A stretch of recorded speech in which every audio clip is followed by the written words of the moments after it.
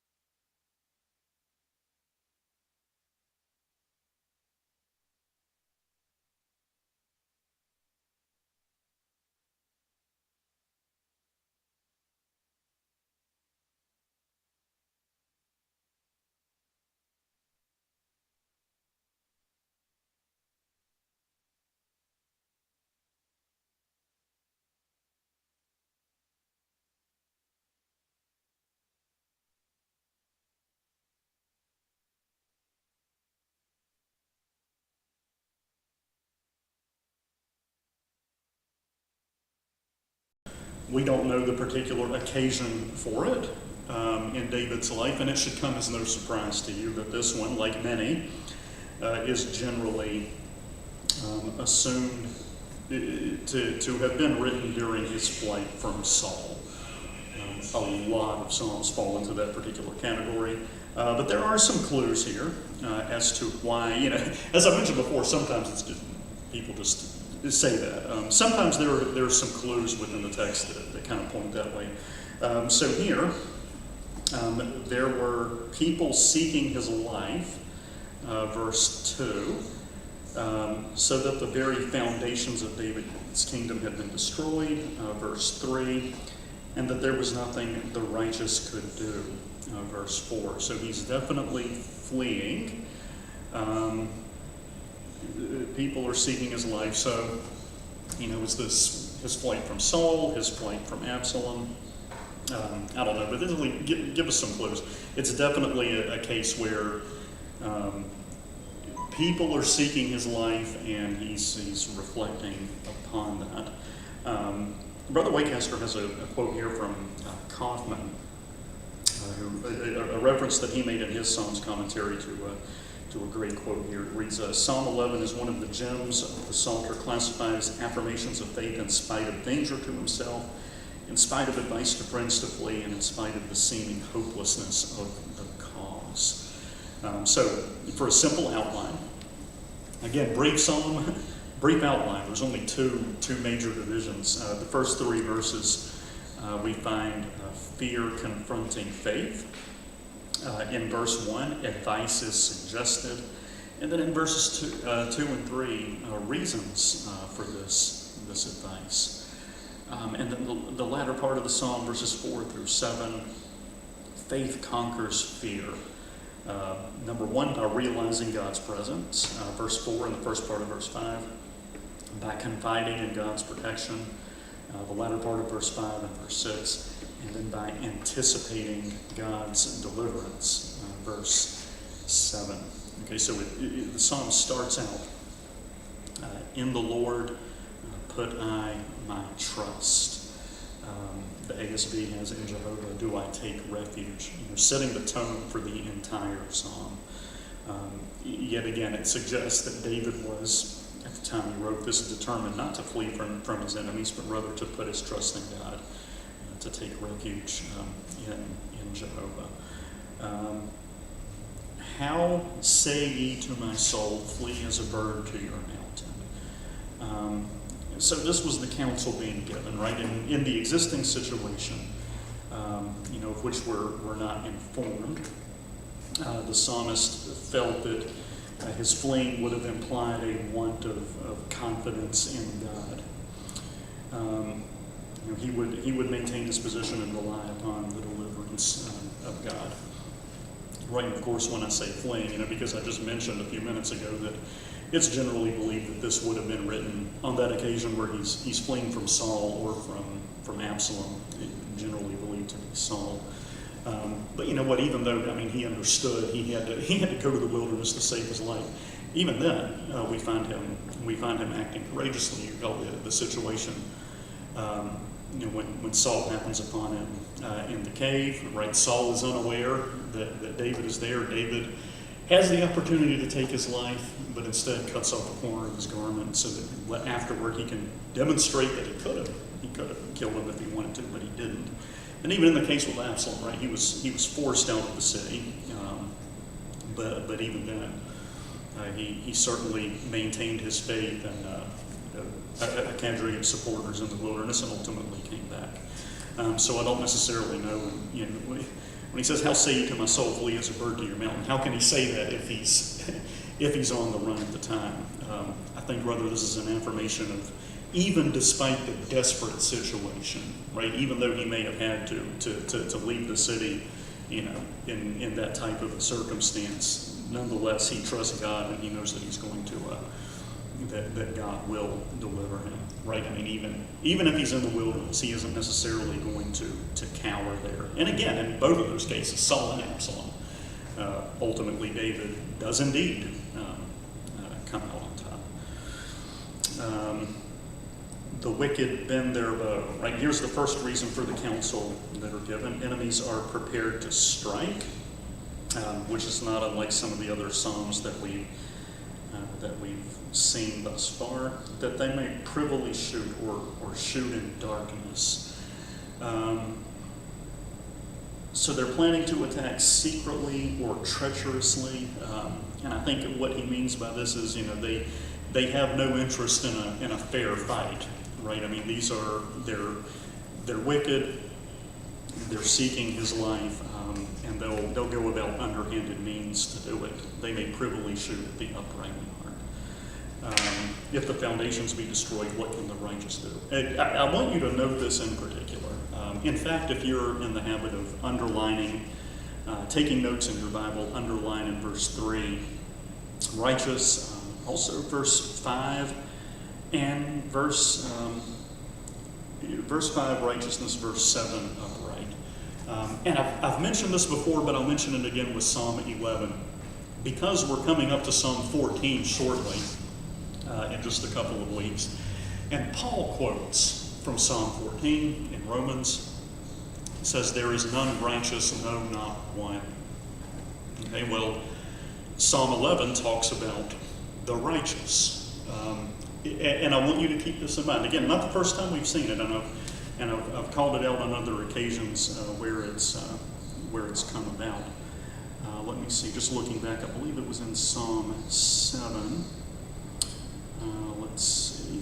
Psalm 7 verse 9 is just one example. 9 and 11. Let the wickedness of the wicked come to an end, but establish the just. Psalm 7:11, God judgeth the righteous, and God is angry with the wicked every day. So I thought no one was righteous. None righteous, no, not one. Just kind of keep it in the back of your mind. We'll talk about it in more detail when we come to Psalm 14. But note here in Psalm 11, he talks about the fact that there are some out there who are righteous. And so what's happening with that? Take note of it for now. Give it some thought, and we'll have a bit more to say about it. Okay, so the psalmist is going to put his trust in God.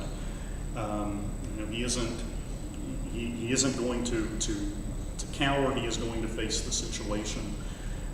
What is the situation?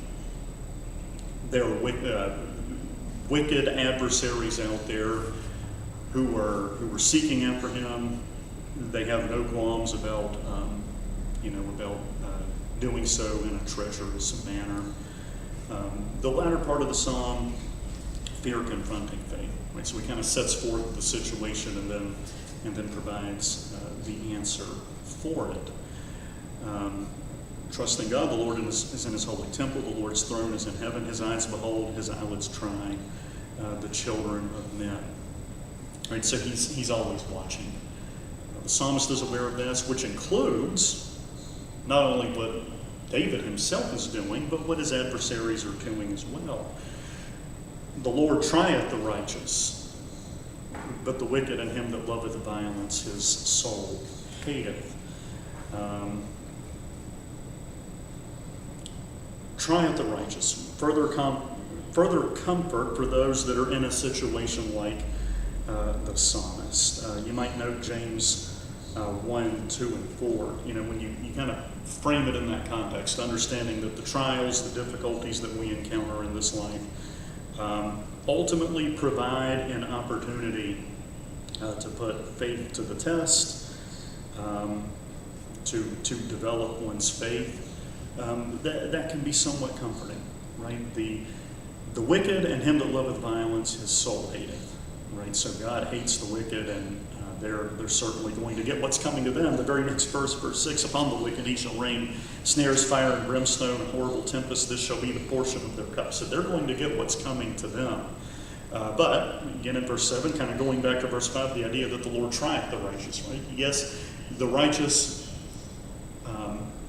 are going to face difficulty. They're going to face trials and tribulations, just like David is here. He's got people seeking after his life, as we've seen in other Psalms before this one. Yet God is watching. God is going to be the judge, and either the rewarder or the punisher in the final analysis. For the righteous Lord loveth righteousness, his countenance doth behold the upright. Okay, so tremendous confidence expressed on David's part. So again, a brief psalm, but thinking about some of the lessons, it's short, but there's certainly a great deal of comfort here. Roy Deaver suggests, and I agree, the fundamental lesson of this particular psalm is we must not listen to the counsel of fear, but must take refuge in God. I might also note that the lesson for Christians in this psalm is that we should not attempt to run away from every danger, but to place our trust in God. Here's a good one. You might even note this one to the side. Again, if you take notes, note Matthew 10:28. Do not fear he who can destroy the body, but he that can destroy both body and soul in hell. That fits perfectly, actually, here alongside Psalm 11. And another one, and this one ties specifically to verse 6, and I suppose verse 7 as well. What we reap, or what we sow, we shall reap. If we fill our cup with the pleasures of this world, our cup will be filled by God with the wrath of his vengeance. So, what you sow, you reap. Psalm 11 certainly fits the bill there. Faith which nullifies fear. Right? We all deal with fear. We all deal with difficult situations, just as David did on this occasion. But what does this psalm teach us about the kind of faith that can confront fear? This faith sees the Lord in his temple, recognizes God's power and sovereignty. This faith recognizes that God rules in the affairs of men. Number 3, this faith realizes that God sees and knows, that he is aware of what's going on. Verse 4, this faith understands that God tests men. Right? That sometimes these occasions, these tribulations we face in life, there's a purpose there. It's again, an opportunity if you choose to look at it that way. Number 5, this faith knows that God hates wickedness. Number 6, this faith knows that God will punish wickedness. And 7, this faith knows that God loves and approves righteousness. And then a final one here that Brother Waycaster notes. Courage is not the absence of fear, but the conquest of it. And who else should manifest courage more than the Christian? The one who understands and knows that God rules. Okay, so that is Psalm 11.